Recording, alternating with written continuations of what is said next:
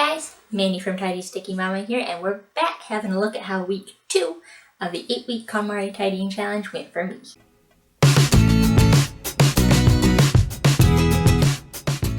This week was all about the clothes, so into the closet and drawers we went. My wardrobe is already pretty pared down. It's not exactly Project 33 or anything, but there's very little in the way of excess. A good review never hurts, even if it is already pretty joy-sparking.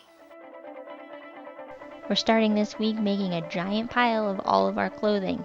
That means we need to empty the closets thoroughly, check every nook and cranny of our dresser drawers, and be sure to dig into any off-season storage you might have. If you leave any pieces behind, it's an automatic discard under the KonMari Method, so give it a chance and make sure that you dig it out. I said in my previous video that I was going to be combining the first 3 days of the second week because it just works out better for me time-wise, and the first 2 steps really don't take that long. So I've gotten my pile made, and now I'm going to learn to joy check, which, since I've done this before, for me it's more of just a retuning my joy meter. And to do that, I want to pick out 3 things from my piles that definitely, for sure, spark joy, so that I can get that tuned up and ready to pick through everything else. And that'll make the next step faster because I'll already be able to recognize that feeling and I won't be so waffly about it. Well, I like it, but I don't like it that much. We all have clothes like that, right? I knew before I even got here which pieces I wanted to pull out for tuning my joy meter. My favorite teal cardigan, favorite green sweater, and my favorite purple dress. These are 3 things that I just can't help but feel the spark picking them up, and I knew they were the perfect things to tune up my joy meter. After you've gotten your joy meter tuned up, it's time to get sorting. I split my big pile into several smaller piles. I used the categories that Marie suggested for the challenge: tops, dresses, pajamas, bottoms, and outerwear. I think very categorically, so that helped me process more efficiently.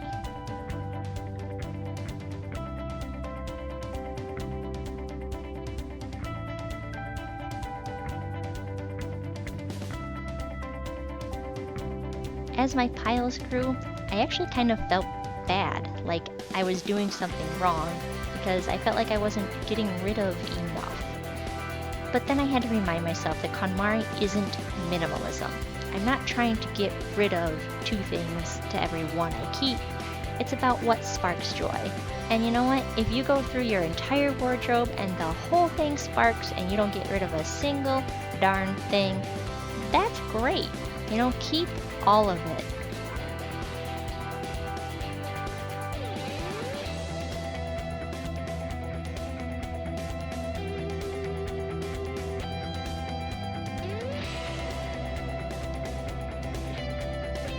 Then, since nothing's getting put away until day 13, my entire wardrobe gets to hang out in this laundry basket for a couple days.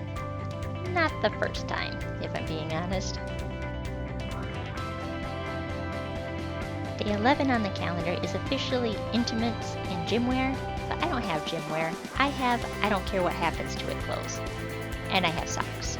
So I kind of rebranded the day as intimates and special purpose clothes, which I used to go through my maternity stash. I did the intended socks and intimates and my don't care about it clothes, but I squished in my maternity stash because it seemed like it was a better fit here than with my regular clothes on day 8.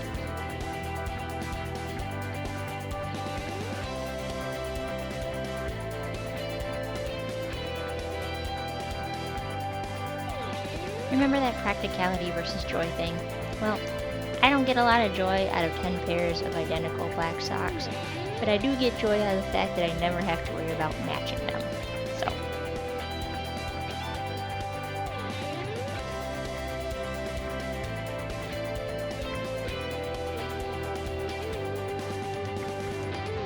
I know keeping a stash of maternity clothes isn't technically KonMari approved, but maternity clothes are expensive, And I get huge when I'm pregnant, so unless I want to hang out in extra, extra, extra large men's tees for 4 months, I'm gonna keep my stash.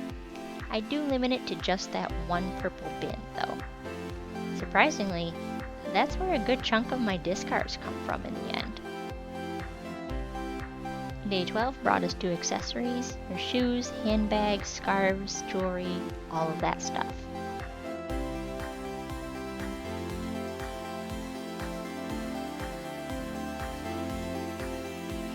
Accessories actually kind of took me a while. I don't have many except for my jewelry, which is kind of ironic because I almost never wear most of it since tiny hands are not gentle on shiny things. I am starting to gradually wear more of it again as my youngest gets older, and I have quite a few sentimental pieces, so I didn't want to just chuck it all in the discards pile and start over, you know?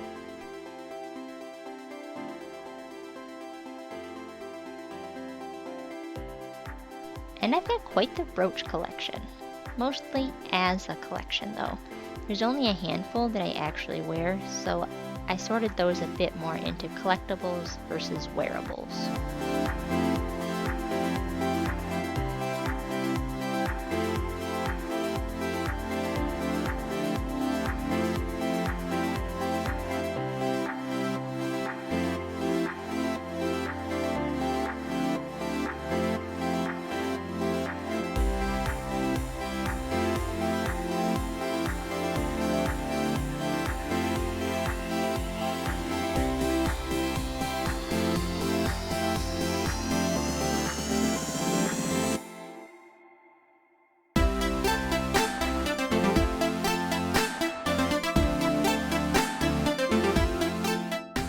Pretty sure my jewelry took me like twice as long as doing the entire rest of the accessories category. This is also the point at which I discovered I only have 2 purses. I thought I had more than that and just really liked the one that I've been using, but I guess this sparked so much joy I haven't felt the need for extras. Of course, living that diaper bag life probably has something to do with it too. This is a part that really showcases KonMari for me. At one point in my life, I owned 62 pairs of shoes. Now look at it. Day 13 was great. I was pretty excited to put stuff away. But first, saying thank you and goodbye to the discards. I ended up with more than I thought I would. I sort into textile recycling, donate, and sell, then put into labeled bags. The stuff that I plan on selling, I KonMari fold so that it stays nice and tidy while waiting for its next home. My joy-sparking wardrobe I sorted into stuff to hang and stuff to fold.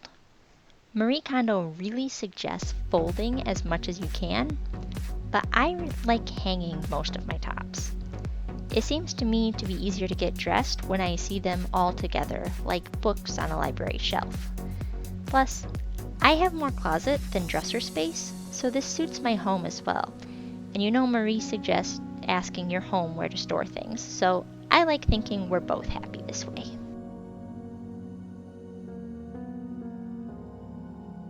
You'll notice I just threw things in there, and that's because tomorrow is the day that we're going to go through and organize this and put it ascending to the right with our heavier, darker, longer stuff over here and the lighter, brighter, shorter stuff over here.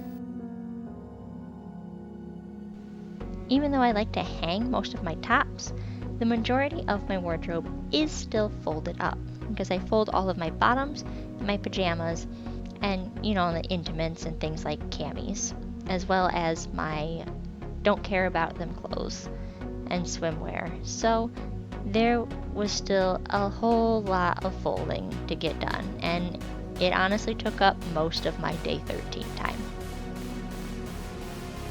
It was actually kind of a workout. I'm one of those weirdos that really likes folding laundry. I find it very meditative, and like Marie says in her books, it's a really good chance to examine your clothes and make sure that everything is still in really good shape.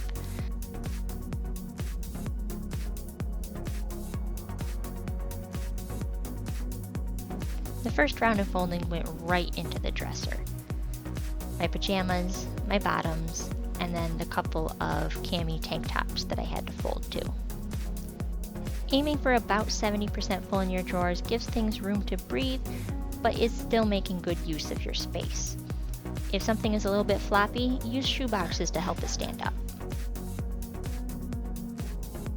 I like to keep my hoodies as well as my don't care about it clothes in this cubby in the closet because I don't use them as often as my other clothes, and this keeps them in sight but out of the way. More folding. This time it's my off-season clothing stash. Again, not something that Marie Kondo really suggests, but I live in Michigan and we have a wide range in what's seasonally appropriate. So, rather than having clothes that I know I'm not going to wear for 6 months or more cluttering up my closet, I prefer to keep them tucked just out of the way.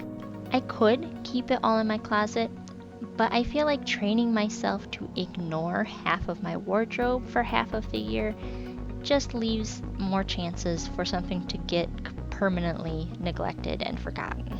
And that's just sad.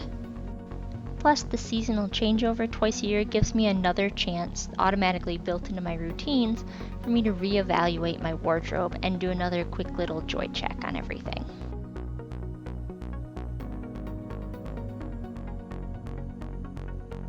And thanks to that magical KonMari fold, it all fits very neatly in this one bin. And then I can take that entire bin and slide it underneath my bed directly across from my closet so the clothes can get a nice rest before they're needed next season. Oh, what's this?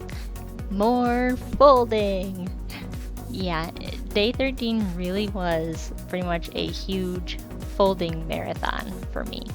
Here, I'm folding up and getting my maternity stash ready to put away, and that should be the end of it.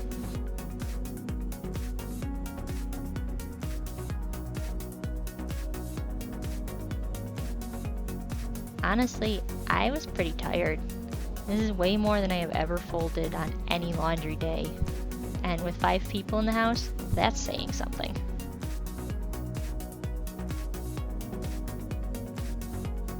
Alright, day 14, the last day of the second week, and it's time to organize the closet. I'm super excited. I just like organizing. I know, it's a thing, but you know, Marie gets me. So in the KonMari method, what you want is to have your clothes ascending to the right. The idea is that with your clothes ascending to the right, it's uplifting to look at, so that your joy-sparking wardrobe sparks just opening the closet doors. Everything's kind of just thrown in here right now because yesterday it was just put stuff away and get them out of that freaking laundry basket. But that's what we're gonna fix now. So we're gonna pull things out and shuffle it around until it sparks joy. The basic idea is to have your heavier, darker, longer things over on the left side and your lighter, brighter, shorter things over on the right side. This is an art and not a science, so trust your gut. You'll find what works for you and your closet. You'll see that I don't precisely follow it in that I have my clothes more specifically categorized. I have my tops separate from my skirts, separate from my dresses, but within each of those categories, I do have them ascending to the right. Don't forget about anything you might keep in the bottom of your closet too. This is where I keep most of my shoes, except for the couple of everyday pairs that I have out in the front closet by the door. I kept coming back and fiddling with little pieces here and there, but eventually I found something that felt like it clicked just right.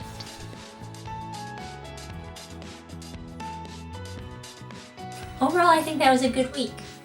I do think it's a little more broken down than it necessarily has to be. I combined days 8 through 10 into one day, and probably could have done 11 and 12 as their own day together as well. But I can see how if you're short on time, having them split into smaller daily tasks like that would be really helpful. In retrospect, I also should have organized the closet while I was putting things away and just smushed days 13 and 14 together. But there was a lot of folding on day 13, so I was worn out. Alright, I'll see you soon in the chat about week 3. Go ahead and hit that subscribe button for me so that you don't miss it when it hits and so you can keep up with me on the rest of this challenge. Let me know in the comments down below how week 2 went for you, and if you haven't started yet, you really should. It feels so nice to be giving my house a good, solid declutter, and I want those things for you too. Bye guys, see you next time.